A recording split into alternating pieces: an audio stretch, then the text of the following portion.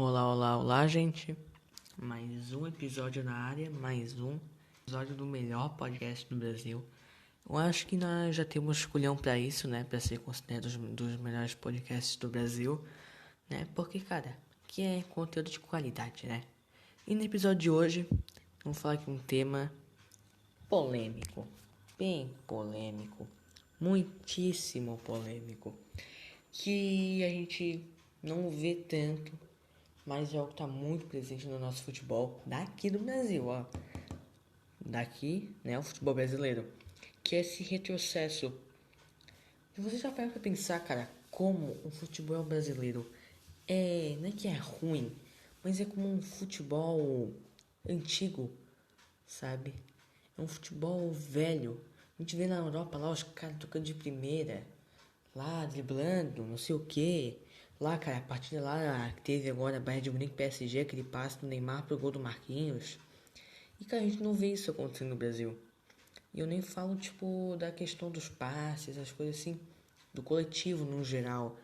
Como, nossa, o nosso futebol é péssimo. E hoje eu queria abordar esse assunto que pouquíssimas pessoas abordam, que é realmente um assunto muitíssimo delicado. E eu dou aqui a cara tapa e vamos, né? E avisando aqui que é uma opinião minha. E é o seguinte, a gente vai ter que começar, eu fiz aqui uma listinha. E nós temos que começar com o futebol brasileiro, é um futebol retranqueiro. A maioria dos técnicos hoje em dia aqui do Brasil, a gente vê como técnicos muitíssimos retranqueiros. E aí você perguntar, mas como é que, por exemplo, né, a gente considera ali o futebol do Abel Braga, um futebol, né, ex-técnico do Inter, o futebol retranqueiro. Então como é que eles foram o vice colocado, né, vice-campeão? Cara, não adianta, né, apenas ser um futebol retranqueiro. O Abel é um futebol bom, né, porque além do retranqueiro, né, infelizmente era retrancado, então isso disfarçava um pouco do que a bola era retrancada. Mas um dia a gente vai ver, cara, os times de últimos colocados, eles são muito retranqueiros, muitíssimos. Tu vai ver um jogo da Série B, é todo mundo muito retranqueiro. É por isso que quando a gente vê alguns jogos é goleadas absurdas, né? Porque é um time jogando pra frente e outro time muitíssimo retranqueiro. E outra coisa assim, que eu fico incomodado, que é a falta de oportunidade para os treinadores, né? Que isso já encaixa também, que os treinadores bons são caros e os que não são muito bons são bem baratos, são mais baratos, né? Porque geralmente não possuem contrato. E em geral são bem pobres, não arrecadam muita grana. Então acaba que realmente a gente pega muito. Os treinadores que mais são utilizados são os retranqueiros. E eles não dão essas oportunidades até para a molecada da base. Não molecada da base, perdão. Para os treinadores de dentro do clube, né? Que conhecem o clube, sabe? Que, por exemplo, treinadores da base, qualificados, né? Se caso o time tenha. Então, eu acho que deveria ser dado mais essas oportunidades, né? E agora, eu tirando esse papo dos treinadores, a gente encaixa os treinadores que, além de serem retranqueiros, são teimosos.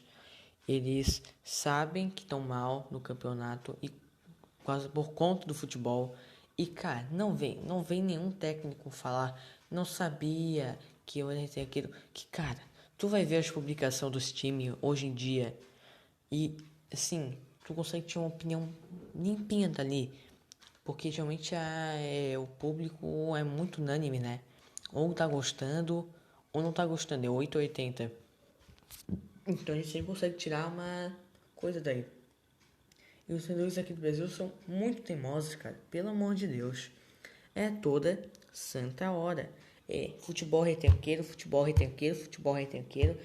Cara, é capaz de eles irem pra Europa, pegar o Manchester City, o Bayern de Munique, times muito bons coletivamente, jogadores individuais muito bons e além de serem individuais muito bons, também possuem um coletivo forte. Vai botar isso pra jogar pra trás, tá ligado? Então é algo que isso me chateia muito, porque são muito teimosos. Agora entrando na questão dos jogadores, né? São jogadores sem compromisso, que a gente vê aqui hoje em dia, assim, os jogadores vêm pra cá apenas para ganhar dinheiro, né? Vão pros times, ficam lá no banco de reservas e ganham uma paulada de dinheiro. Até por isso que alguns times estão entrando em decadência. O Corinthians, se a gente for considerar a temporada passada, foi uma temporada absurdamente horrível.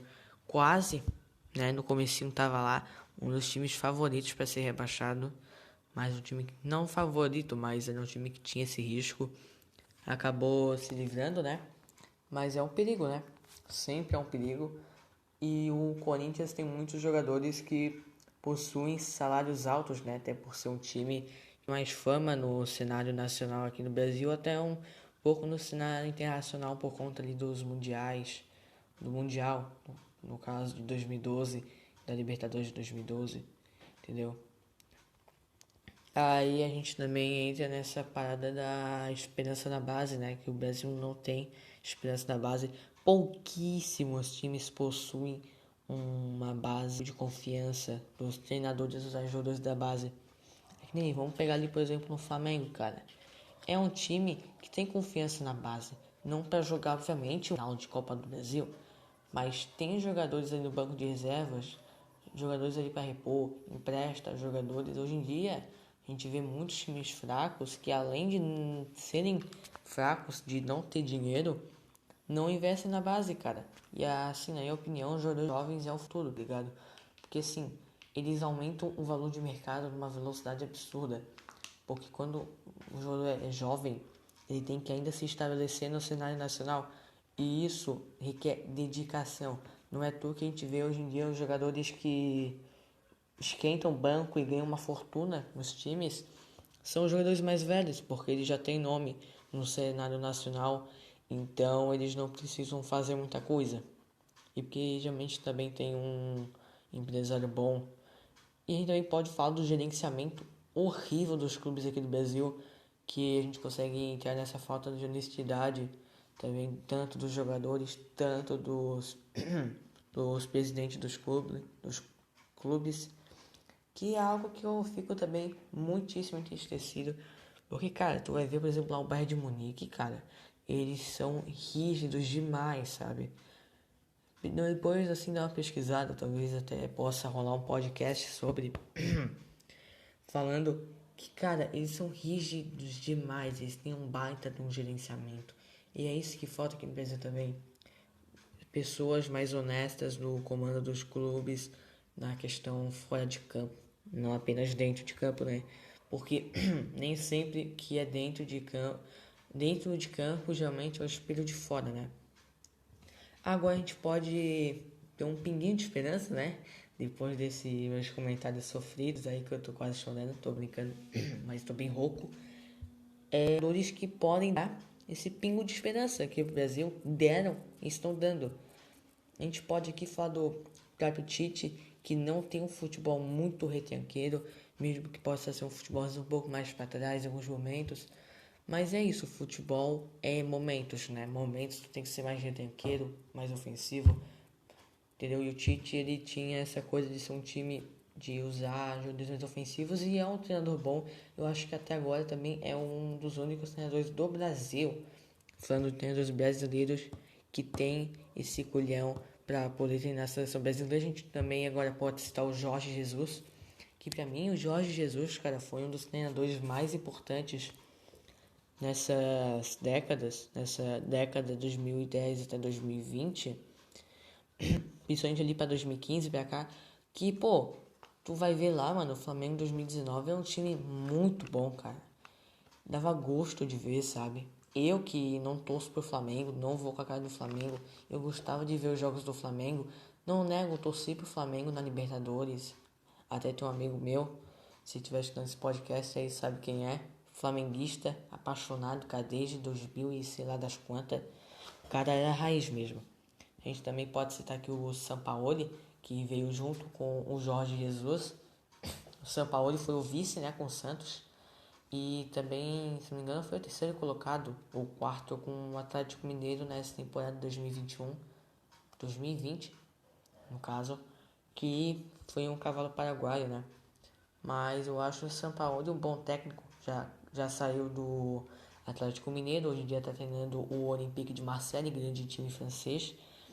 Mas é um treinador também de intensidade, né? A gente agora pode citar nesses treinadores europeus o Abel Ferreira, treinador atual do Palmeiras, que acabou de ganhar a Champions. Acho, oh, meu Deus do céu, cara. Semana de Champions, tô como, né? Ganhou a Libertadores contra o Peixe, contra o Santos. E, pô, é um bom treinador. Não do mesmo patamar que Jorge Jesus, mas é um ótimo treinador. Agora a gente pode pegar brasileiros novamente. Botar aqui o Rogério Ceni, que o trabalho dele com o Fortaleza foi excepcional. Mas assim, ele com o Flamengo estava desejando um pouco a desejar. Mesmo sendo campeão, eu acho que ele pode entregar um pouco mais do clube. Mas eu acho ele um bom treinador e tem muito para evoluir, né? Tem um futebol ofensivo. E a gente também tem o Renato Gaúcho, que eu me arrependo às vezes um pouco, assim, ele é uma incógnita, né? Porque é um treinador que é muito que Zlatan Ibrahimovic, né? Muito se acham, mas é um bom treinador. Pena que tem esse ego dele que é muito alto, que às vezes não deixa o time jogar, né? Que eu acho que o Grêmio poderia ter chance de ganhar essa Copa do Brasil, cara, 2020 ali, que acabou sendo vice pro Palmeiras, né? Palmeiras papou o Copa do Brasil e a Libertadores na temporada 2020 e acabou não vencendo. Acho que deveria confiar mais nos dois da base, mas eu achei ele um bom treinador.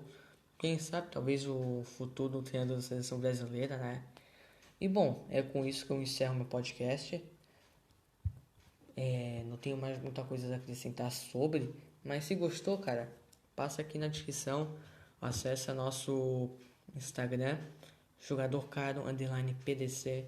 Lembrando novamente, pela 56ª vez, jogador caro não olha pra foto, cara, não olha. Falou.